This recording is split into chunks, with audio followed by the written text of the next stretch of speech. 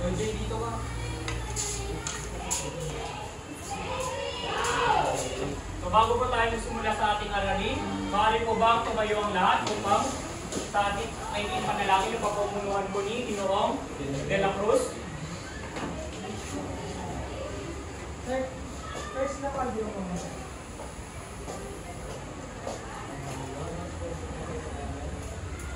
Katasasan ko. Salamat po. Salamat po. Ngayong araw na po ito ay first law ang gawin sa aral. Nakapagdala ko siya tulungan ko siya ito sa mga ito. Sa ganito po, may ito pa naman kasi. Ganito ay sakdal sa pagkakamay sa kapag ang araw. Kailangan pinakagaan, pinakabot. So maraming salamat sa inyong panalangin, Ginoong de la Cruz. So, bago po tayo magsiupo, maaari po bang pakipulot ang mga kalat at pakiayos na rin po ang inyong upuan?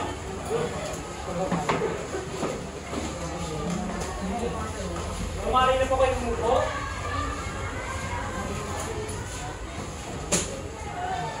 Sinabi po sa akin ng dalawang sunshine sa harapan na magandang araw, great dynamics. Magandang araw po, Sir Harold. So, maaari na kayo umupo. Magandang araw din, great dynamics. So, sa pagtatala ng liban, Miss Angel Faye, sino nga ba ang mga lumiban sa araw na ito? Lord Kelvin. So, meron tatlong lumiban sa ating klase ngayon. So, ang magiging task ko sa inyong class is maaari nyo bang sabihin kung ano nga ba ang ating pag-aaralan sa araw na ito? Yes, sir. Inaasahan ko ba yung class? Yes! So maraming salamat. So, sa pamantayan sa klase, meron akong inanda pala dito na pamantayan sa klase na ating susundin. Maaari po bang pakibasa ang unang pamantayan? Maupo ng maayos, tumingin sa nagsasalita, gamitin ang tenga sa pagdinig, sumali sa talakayan. So class, yan ang mga pamantayan sa klase na ating susundin hanggang matapos ang ating aralin. Inaasahan ko bang ito ay susundin? Yes! So, salamat. So sa ating talapuntusan class, naganda ako dito o ginupo ko na kayo sa apat. Ito ay pinangalanan ko. Sila ay, ang sa dilaw ay mga Yellow Rangers. At sa blue ay ang mga Blue Rangers. At sa mga green ay Green Rangers. At sa panghuli ay mga Red Rangers. So sa bawat grupo, sa bawat grupo na makakasagot ng tanong sa akin ay, syempre, may kakibat na mga puntos. Isang gold coins kayo sa akin. So ngayon naman, dumako na tayo sa ating balik-aral. So ano kaya ang ating tinalakay ng nakaraang talakayan? Yes? Tungkol po ito sa pagkamamayan. Ano pa? Yes? Legal na pananaw. Ano pa yung isa? Yes? Lumawak na pananaw. Mahusay. So, ito ay patungkol sa mga pagkamamayan, particular na sa legal at lumawak na pananaw ng pagkamamayan. So, ayon sa or batay sa mga inyong mga sagutan class is, nasisigurado ko kayo nakinig sa ating nakaraang talakayan. Kaya naman, naganda ako ng isang gawain upang sa pag-open ng ating bagong aralin. Pinamaganan ko itong maaari po bang katibasa ang panuto? Ulit ang salitang nais ipaliwatig ng bilang gamit ang gabay na ito. So, pipili ako sa aking mystery box ng mga estudyanteng sasagot sa unang code. So, ito ay sa mga Red Rangers. Ito ay si Jessica Kawili. Maaari bang pakisagutan ang una? Yes, pakisulat po.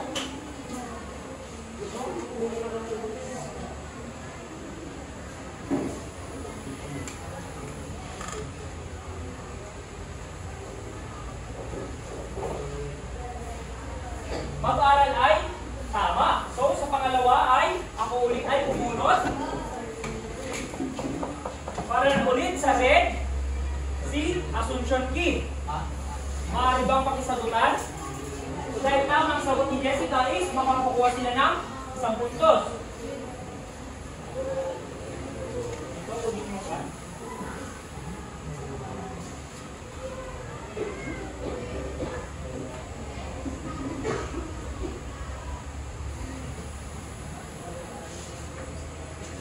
Ang sagot ng mabuhay ay tama. So, bubunot na ulit ako. Para naman ito sa dilaw, si Gianna, ngunit wala siya, kaya bubunot ulit ako. Para naman ito sa asul, si Sumido al Gelris, maaari mo bang sagutan ang pangatlong or i-crack ang code na ito? Mabibigyan ulit ng 10 puntos ang mga Red Rangers.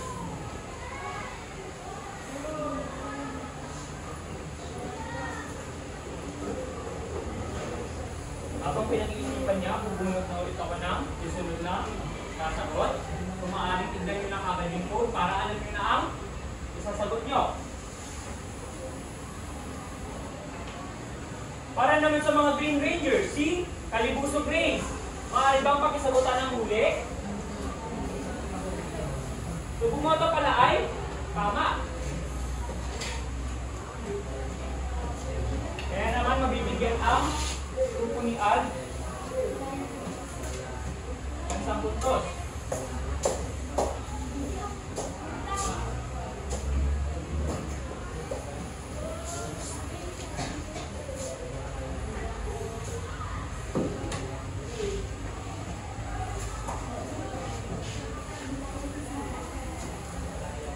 Ano kaya ang code na ito?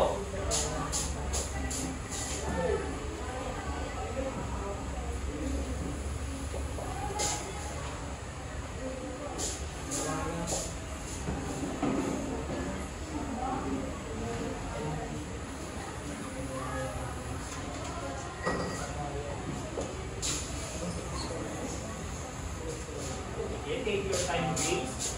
Kahit alam ko namang mahirap at medyo mahaba-haba ang word na yan. Para magmadalian ka, pwede mo naman na ibato dito sa mga sagot. Kapag meron ka tulad na numero.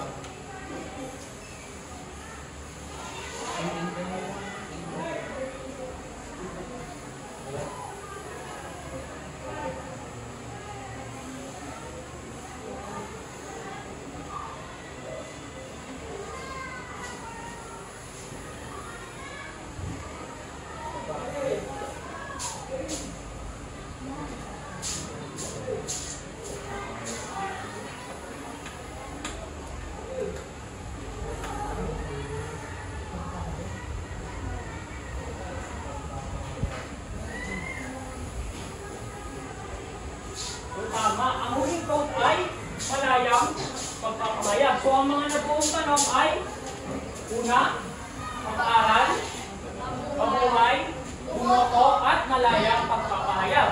So, ang tanong class, mula sa mga salitang nabanggit, sa anong salita kaya natin ito may uugnay? Ito ay ang pag-aaral, lang, mabuhay, lang, bumoto, lang, malayang magpapahayag. Any idea guys kung saan kaya natin ito may uugnay? Yes? Karapatan ng tao ay tama dahil dyan meron kayong additional na isang puntos sa mga Red Rangers. So tama ang sagot ni Jessica. Ito ay ang ating tatalakayan sa araw nito ay karapatang pantao, particular na sa kasaysayan nito. Kaya naman mayroong koneksyon ang pag-aral, mabuhay, bumoto at malayang pagpapahayag sa ating mga karapatan. Tama ba? Dahil katulad ng mabuhay, pagkasilang pa lang natin is meron na tayo kagad karapatan upang mabuhay sa mundong ito. Bumoto, katulad na lamang sa susunod na sa gagawin natin sa Wednesday. Boboto tayo ng ating mga leader sa SSLG. So ito ay ating karapatan na pumili ng ating leader na maglilid sa atin. Tama ba, class? O mag-aral dahil ayon sa ating pinag-aralan nung huling talakayan is meron daw tayong binibigyan tayo ng libreng edukasyon upang mag-aral at binibigyan tayo ng oportunidad ng ating gobyerno upang mag-aral dahil ito ay ating karapatan or ang malayang pagpapahayag. Ginagamit natin ang ating mga social media para magpahayag ng ating kalooban. Ngunit, dapat natin ito limitahan sapagkat kapag ito ay kapag nagpapahayag na tayo ng fake news or mali. Maliwanag ba, class? Yes. So, alam na natin ang ating pag-aaralan. So, patungkol ito sa karapatang pantao. Kaya naman, maaari bang pakibasa ang ating layunin sa araw na ito? Letter A. Matalakay ang pagkabuo ng pagdaigdigan federasyon ng karapatang pantao batay sa kontekstong historical. Napapahalagan ang pagpulungan ng konsepto ng karapatang pantao batay sa kontekstong historical. Naglilahok ng aktibo ang mga mag-aaral sa malikhaing paraan. So, maliwanag bang ating mga layunin, class? Ito ay inaasahan natin makamit sa pagtatapos ng ating aralin. So, magtungo na tayo sa ating unang pagtatalakay ng ating bibigyan kahulugan ang ano nga ba ang karapatang pantao. So, sinasabi dito, pakibasa.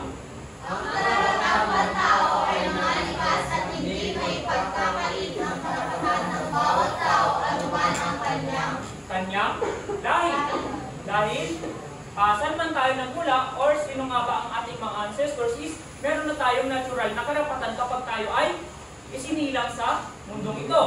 Either tayo ay Pilipino, Amerikano, Afrikano at iba pang lahi. Susunod ay kasarian. So, sa kasarian is meron tayong kalayaan o karapatan na pumili ng ating pagkakakilanlan sa ating lipunan. Either ikaw ay bakla, tomboy, ikaw ay babae, lalaki, transgender at iba pang mga kasarian na kinikilala ng ating lipunan. Ang susunod ay relihiyon. So, paano nga ba ito? Bakit natin karapatan na pumili ng sarili nating relihiyon? Dahil batay sa pananampalataya o meron tayong ang mga tao ay may iba't ibang paniniwala o pinapaniwala ang Diyos. Katulad na lamang ng mga Muslim, mga Kristiyano, o mga polytheistic at monotheistic. Alam niyo ba ang pagkakaiba ng polytheistic at monotheistic, class? Ang polytheistic ay sumasamba sa mga isa ay dalawa o higit pang mga Diyos. Katulad na lamang ng Hinduism. Tapos, ang monotheistic naman ay sumasamba lamang sa isa. Katulad na lamang ng mga Kristiyano. Dahil sinasamba natin ay ang ating Ama. So, yun ay ang religion ay karapatan pa rin natin na mamili ng ating paniniwalaan. So, next ay katayuan sa lipunan. So, paano kaya ito? Paano kaya natin naging karapatan? Yes? Lalo ko sa pagkatungkol ng kahit yung pagpili ko ng kurso para ikaw po mismo yung pipili kung ano ka at ano ka ilang pipili para ikaw po gusto mong mag-isip. Maari, di ba? Kalayaan natin pumili ng ating landas na katahaking o kaya ano man ang iyong katayuan, either ikaw man ay isang jeepney driver o naibibilang natin sa mga blue-collar jobs. Katulad ng paggamit ng lakas. Di ba? Or ikaw man ay white-collar jobs katulad ng doktor, mga teachers, or mga inhinyero na paggamit ng isip ay meron kang mga pantay na katayuan sa lipunan. Maliwanag ba, class? Yes. So, kung gayon, ang mga ito ay kinikilala at pinoprotektahan ng mga batas, pambansa at pandaigdigan upang matiyak ang dignidad at kalayaan ng bawat isa. So, dumako naman tayo sa ating pangalawang gawain, pinamagatan kong video suwi na maaari po bang pakibasa? Magkakaroon ng isang video ang guro patungkol sa historical na pagpunta ng karapatang pantao. Maaaring mag-take download sa mga estudyante upang masagot ang mga katanungan ng guro sa kanilang aktividad.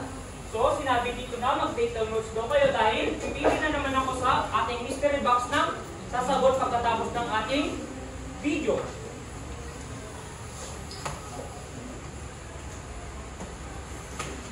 Usahan na natin. Ang karapatang bansa, ang karapatang pantao ay nilalaban ng pag-alam sa individual sa kanyang sarili, at kansa. Tandaan yung mga importante dates at mga tao dahil naman sa mga katanungan. Karapatan natin, tumaan ng nais natin karapatan natin sa mga lugar saan natin pwede pumunta basta tayo ay hindi mapapahama. At higit sa lahat, karapatan natin makapag-aral at makapagtapos ng mga pag-aaral pang sa ating kinabukasan. Ngunit paano nga ba nagsimula ang karapatang pantao? Ano nga ba ang historical na pag-ulan ng ating karapatang pantao? Sa Cylinder, ito ang unang-unang naging basya ng karapatang pantao ng mga tao.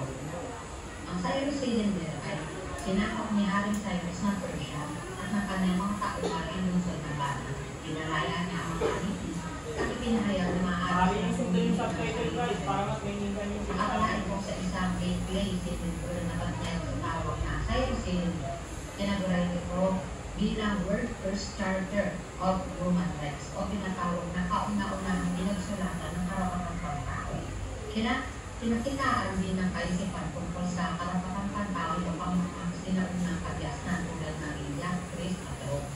Ang mga tinatag na reliyon at pananampalataya sa Asia tulad ng Judaism, Hinduism, Kristyanismo, Buddhismo, Taoismo, Islam at iba pa ay nakapaglahad ng mga kulito tungkol sa moralidad, kaisipan tungkol sa dignidad ng tao at tungkol nito sa kanyang kapwa. Sa makatuwid, ang unang-unang naging karapatan ng tao ng kasulat sa Cyrus Cylinder ay ang karapatan magkaroon ng nais ng relihiyon na aniba.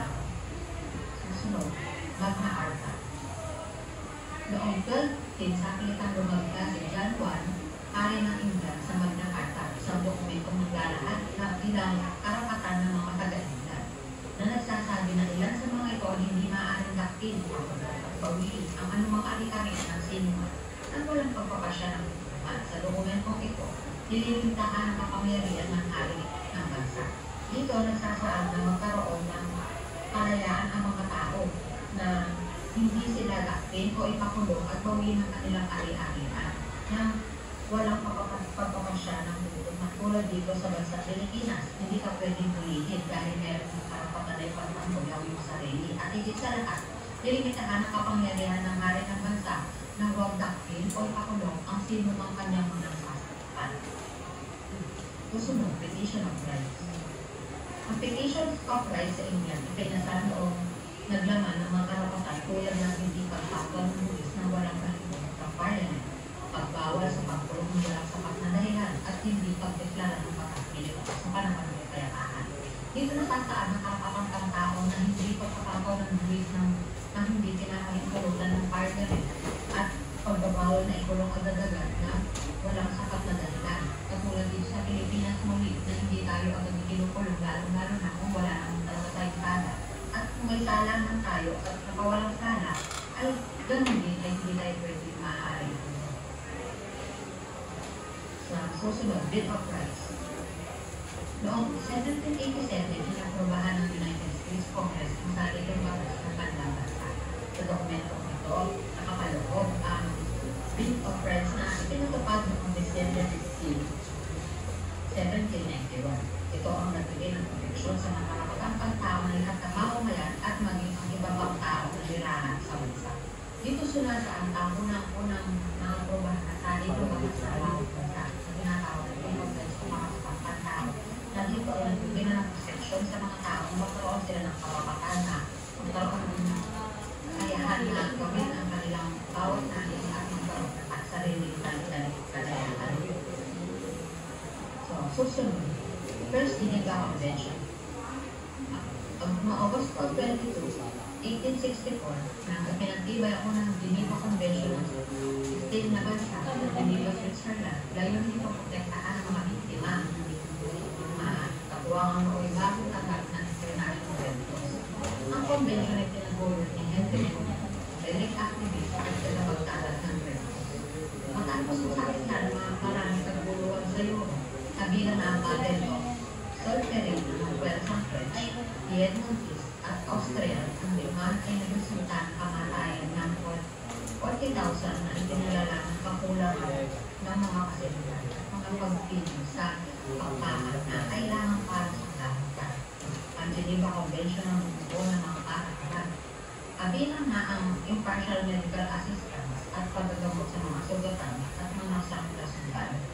4 na beses itong pinamyendahan at huli ay noong 1949 sa kasalukuyan ang convention ay maaaring 195 signatory countries. Dito nagsasaad na magkaroon na assistance ang mga sundalo na sumasabot sa mga dito sinunod na kanila ang pagbubuhay ng protection sa bawat biktima ng mga digmaan na itinatag ng international laws. Ang muli ang Declaration of the Rights of the Man of the Citizens.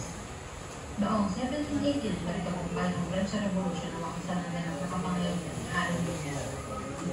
Sumunod ang paglagda ang Declaration of the Rights of the Man and of the Citizens na naglalaman ng mga karapatan ng mga pamilya.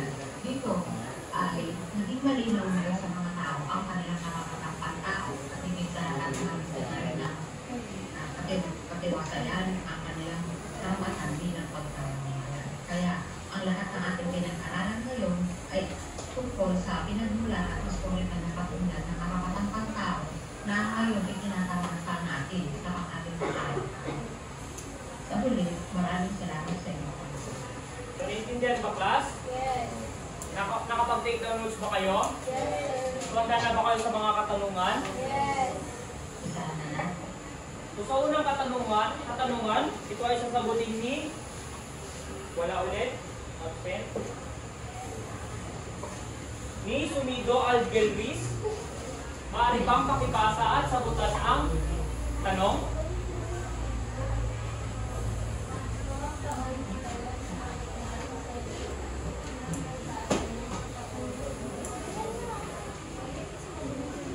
Ang inyong sagot ay base sa mga pinanood yung video, ano kaya ang taon na ito?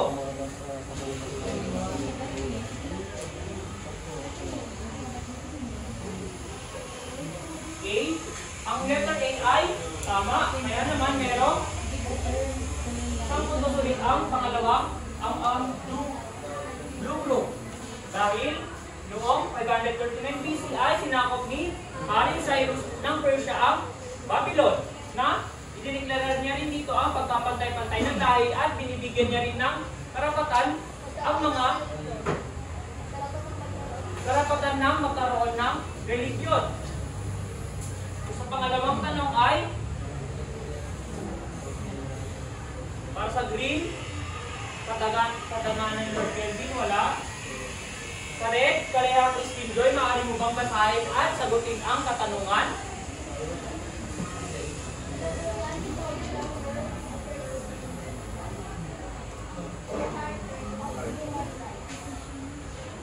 Ito ay ang base sa inyong notes. Ano kaya ito?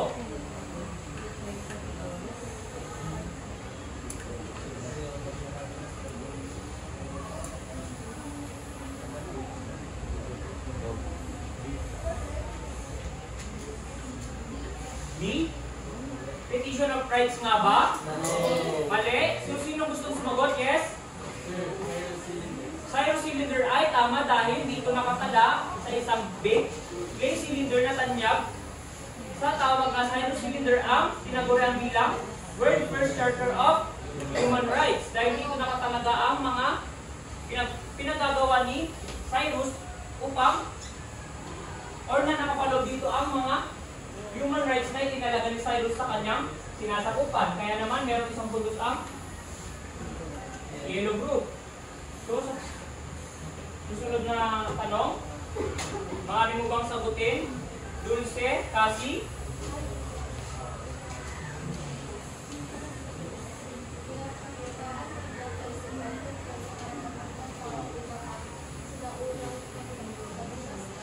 Wala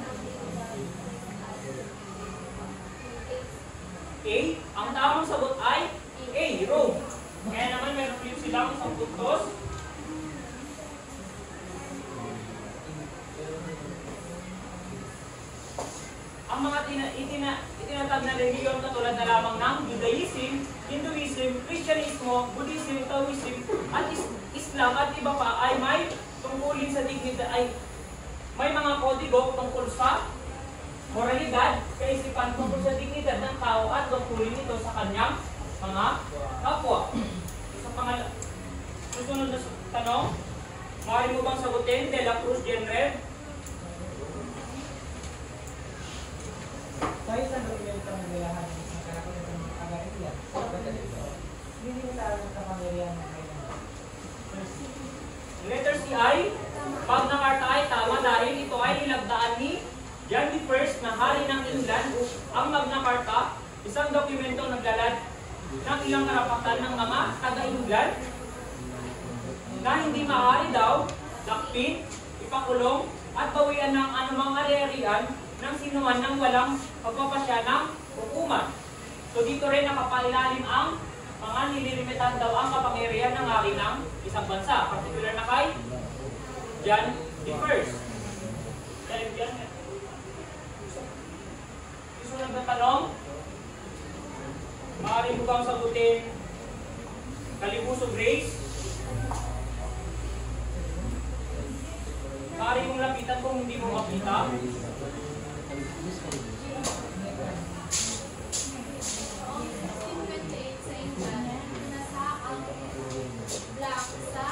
Naglalaman ng mga karapatan tungkol ay tulad na hindi pagpanaw ng nang walang kalinturot ng parliament, pagbawal sa pagkulong ng walang sapat na dahilan at hindi pagdeklara ng batas militar sa panahon ng Ay, ang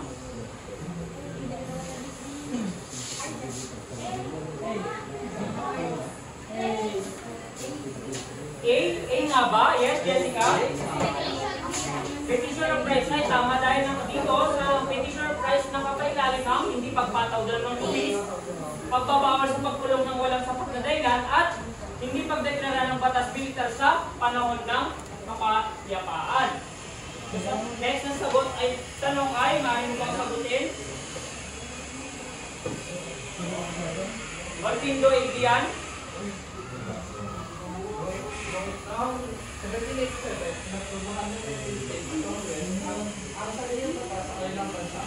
Sa dimentong ito, na makapaloob ang bilang, pinatupad ng December 15, 1791. Ang letter A ay? Tama dahil sa Bill of Rights ay dito nakalagay ang pagproproteksyon sa mga karapatang pantao ng mga tao sa Estados Unidos ng lahat ng mga mamayan at maging ang mga iba pang tao na ninirahan sa bansa. So, sa next na katanungan ay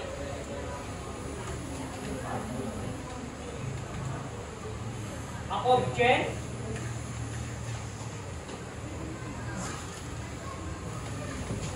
Maaari bang pakibasa? ito ay naglalaman ng mga karapatan ng mamamayan sa bansang D. Ang letter D ay tama dahil noong French Revolution ay nabakasan ang ganap na kapangyarihan ni Haring Louis XVI.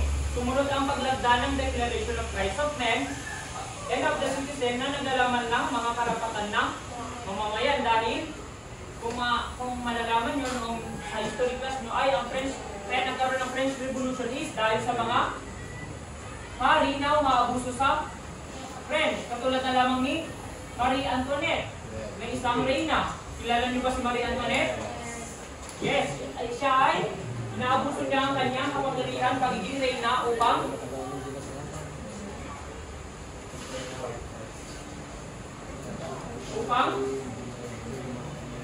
naabuso niya ang kanyang kapangyarihan para makapaghamak ng tao or makuha ang pondo ng kanilang gobyerno. Dahil sa totoo lang class, si Maria Antoinette ay siyang maluhukay na. Tapos siya ay pinatawan ng death sentence at siya ay pinugutan dahil sa kanyang mga kasalanan. So next ay Peralta Alvin, maaari mo bang basahin?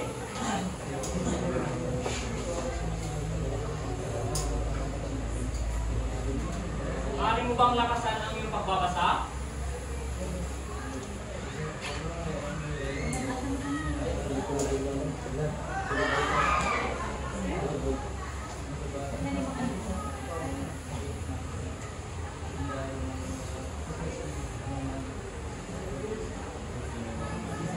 Ang letter C ay tama, ito ay ang the First Geneva Convention dahil sa First Geneva Convention ay may layunin isaalang-alang daw ang pag-aalaga sa mga nasugatan at may sakit na sundalo nang walang anumang diskriminasyon. Maliwanag ba, class? So, noong 1948, din itinatag ng United Nations ang Human Rights Commission na pinapangunahan ni Eleanor Roosevelt na dating asawa ni Franklin Roosevelt, asawa ng yumaong Pangulong Roosevelt ng Estados Unidos. Sa pamamagitan ng naturang komisyon, ilagdaan at ipinatupad ang dokumentong tinatawag na Universal Declaration of Human Rights or UDHR na ating tatalakayin sa susunod na araw.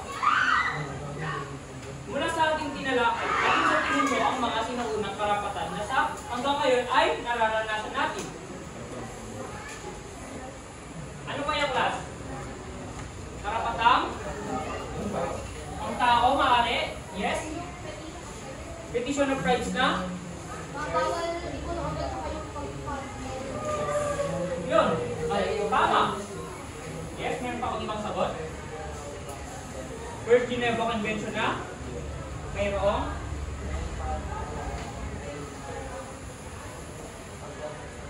Sundalo kapag sila ay sumabak sa gera dahil tungkulin ng ating gobyerno na pangalagaan ng ating mga sundalo at mamamayan sa ating bansa. Ano pa kaya, class? Meron pa ba kayong ibang pan? Yes? Cyrus C. Leader na nakapalog dito ang? Pwede kang pumili na? Ano ma'am? Religion ko, it's either ikaw ay pipili ng isang ikaw ba ay magiging Muslim o magiging Kristiyano o magiging Indiano or yung kanilang pan ay either Buddhism or Hinduism. Yes? Meron mo pang pag-gusto sa dyan? Pag nakarta na at hindi natabasa ngayon na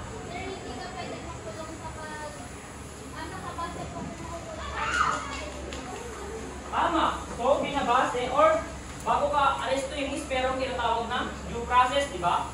Papasahan ka ng papasahan ka kung bakit ikaw ay ikukulong at ano nga ba yung kanilang ano yung tawag dito? Maaari ebidensya or babasahin nila kung ano nga ba yung inyong sala or kasalanan.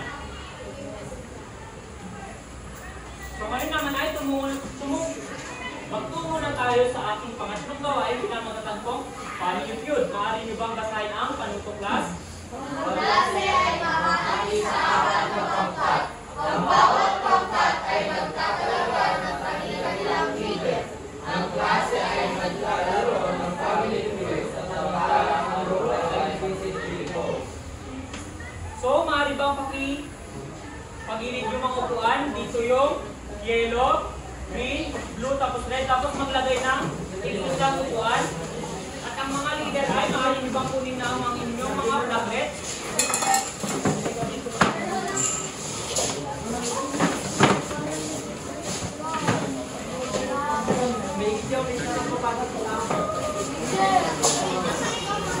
So yung mga black na yan is, pagkatapos basahin yung tanong is, pabilisan kayo magtataas kung alam nyo ang sagot.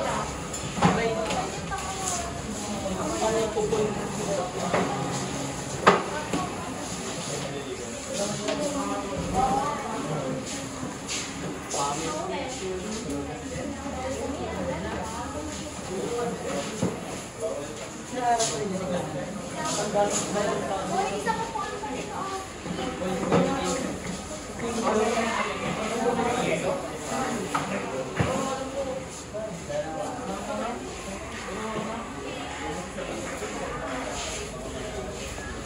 So, maaari na umupo yung mga inyong mga unang representative para masimulan natin ang ating pagkakagawain.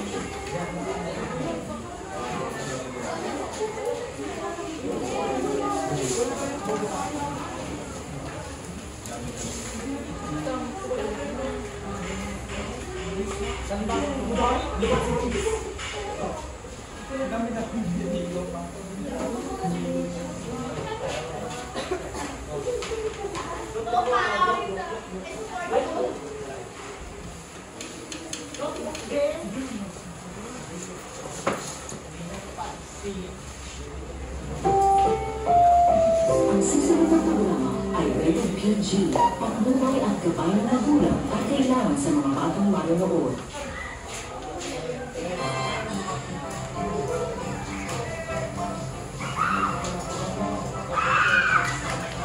Paano yun? Labanan ng grade.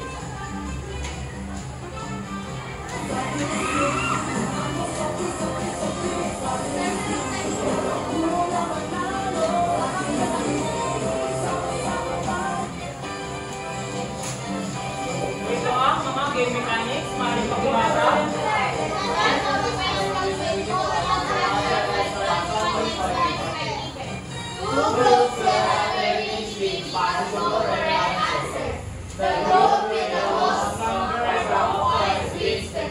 Good luck, players!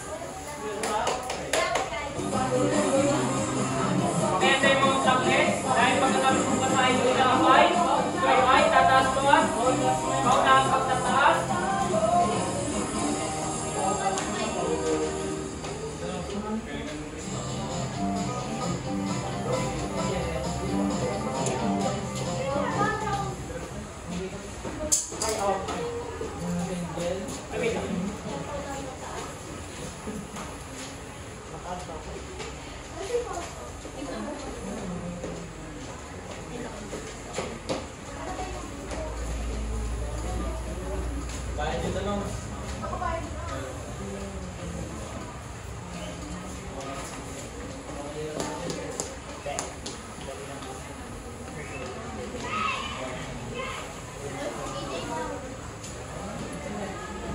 Ang karapatang pantao ay may bigas at hindi may pagkakait ng karapatan ng bawat tao. Ano man ang kanyang religion? Ang unang grupo, ano?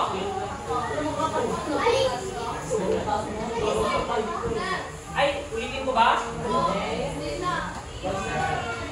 Ulit tanda. Ang karapatang pantao ay may bigas at hindi may pagkakait ng karapatan. Hintayin nyo, matapos mo yung tanong bago nyo itaas yung mga flaglegs. So, ang karapatang pantao ay mga likas at hindi may pagkakait ng karapatan ng bawat tao anuman ang kanyang, yes, lahi,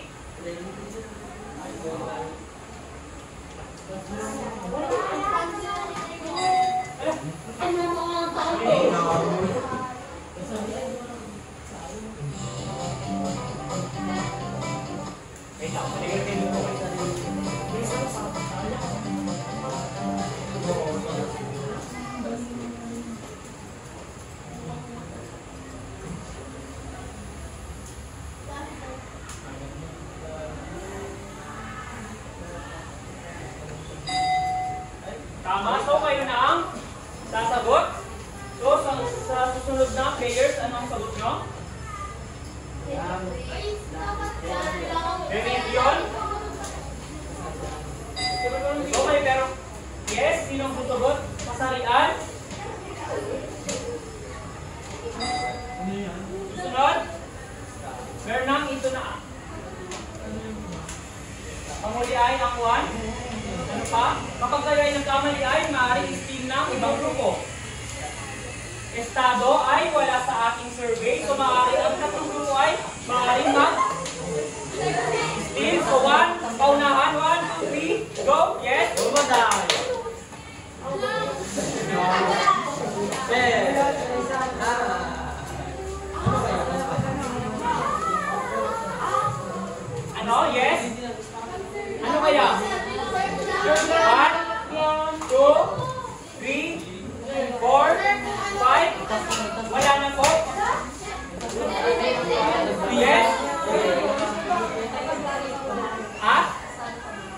estado sa buhay o katayuan sa panlipunan ay pwede. Kaya naman, mapupunta ang mga kilos ka sa red na grupo. Naiintindihan ba kung paano pala ang panginoon yun? Ay, wala yan. Okay, okay na to. So next player, maaari na ka.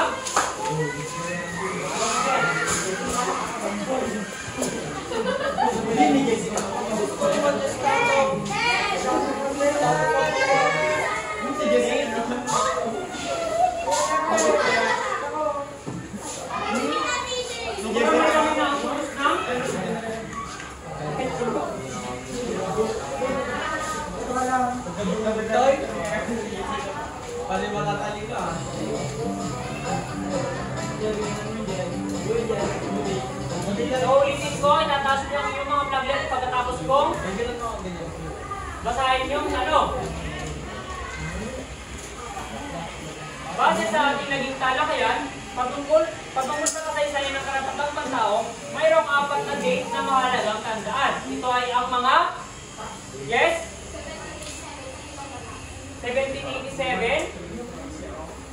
Ito ay, so hindi nakuha ng red group ang top answer, kaya naman maaaring mag-steal ang ibang grupo. 1, 2, 3, yes, J Red.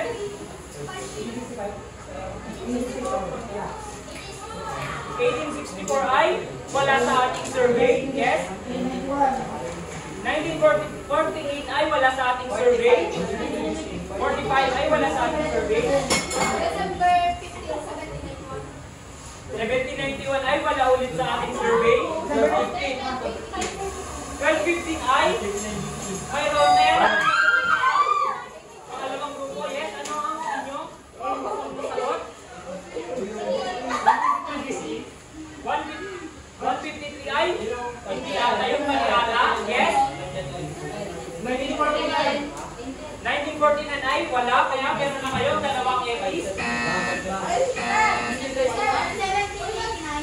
1789 ay wala ulit, kaya yes, ito na kayo. Maaari bang pagbilang ko ng tatlo ay sakali tataas ang mga flaglet? 1, 2, 3, yes.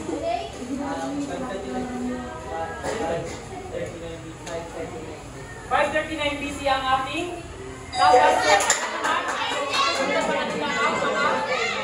year pa rin yun. Year pa rin yun. Year nga ni. Ang huli ay ang 1628. Pangatlong round.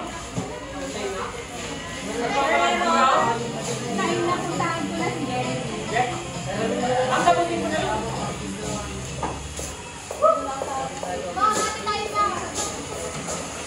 So ang tanong ay, sa mga dokumentong ito, nakapaloob ang mga karapatang pantao sa kasaysayan. Ulit, sa mga dokumentong ito, nakapaloob ang mga karapatang pantao sa kasaysayan. Yes? Dahil hindi ko ay ang ating pangalan, ngunit hindi ito ang ating dapat sa kaya naman mabibigyan ng pagkakataon mag-ibig ang ibang grupo. 1, 2, 3, yes.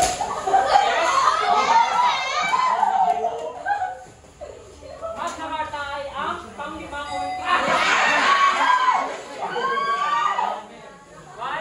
2, 3, yes. Bill of Rights ay mas mataas. Mga sasagot. Ano ba?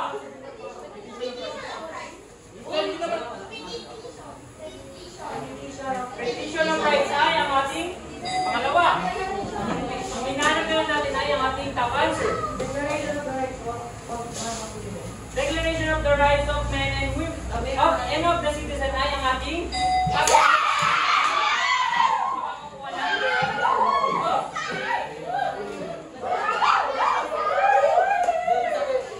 So next player para sa ating huling round.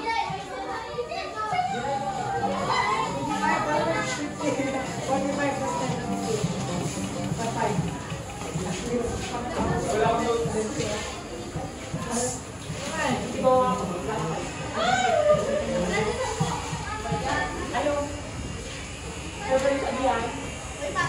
Magbigay ng mga karapatang pantao sa kasalukuyang panahon. Karapatan sa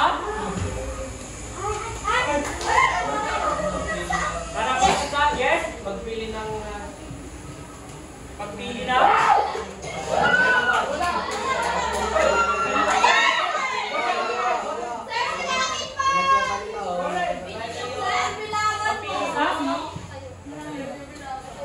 Kanino po ito? ay I-post ko na. maaari sa pagkapantay-pantay